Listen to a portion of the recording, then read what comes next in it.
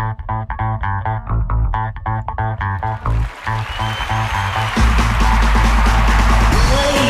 and gentlemen, put your hands together for Mike Word.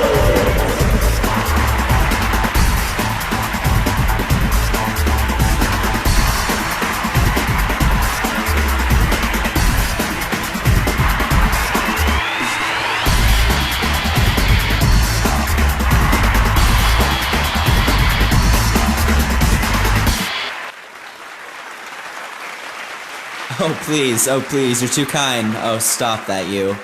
Oh, stop it. Hey, stop it. Stop it. Stop it. Oh, you're too kind.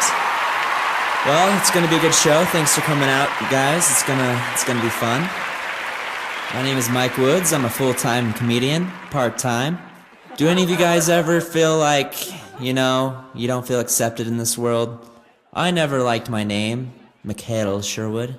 So, I changed it. Not legally, but I did it anyway. So far I haven't gotten in trouble. Well, the thing about not liking your last name or first name is sometimes you feel invisible.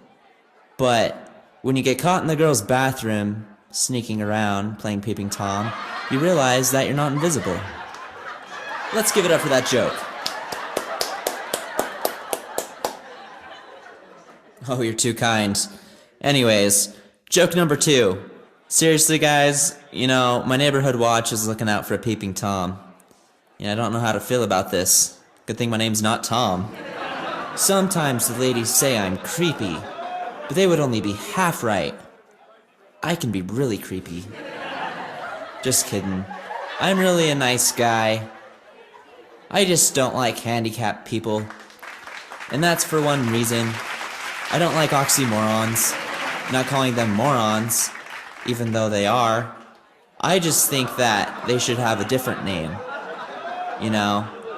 Why call them handicapped people? They're not very handy.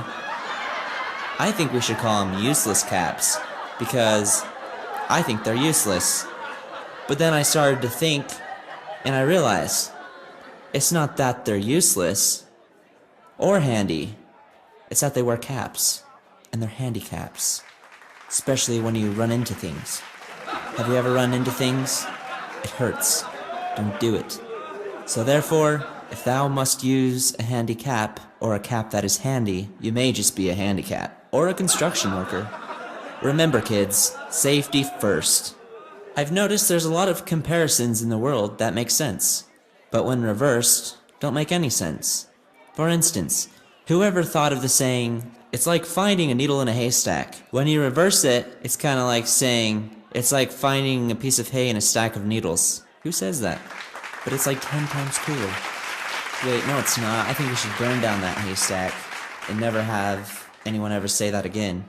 But seriously, if there's one thing we can all agree on is that all straight people love fire, especially men. Which leads me to believe that, Satan's not a faggot. Suck on that, Bin Laden. Or don't. Anyways, like I mentioned earlier, I never liked my name, but it could be a lot worse, I realized one day. For instance, do people still name their kids Dick? You might as well name your kid Cock, or Balls. Maybe Chode. It's like, hey, what's your name? Chode Jones. Dig it. I think there's a thin line between being really horny and being perverted. For instance, sometimes my mind wanders and I think about bestiality. I'd never do it, but then I wonder, are people really having sex with animals? And if so, where does it stop? Where do they draw the line? Are people having sex with bugs? Insectality, as I call it? I don't know. I don't want to know, But one thing I do know is I really need to work on my self-esteem, especially if I'm going to be a comedian. People laugh at you all day. It's not funny. It's mean.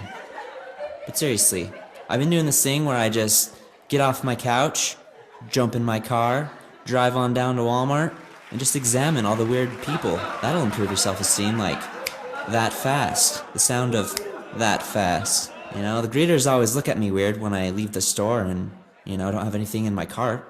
But I just tell them, it's not about the shopping. It's about improving the self-esteem and making my life better. Thank you, Walmart.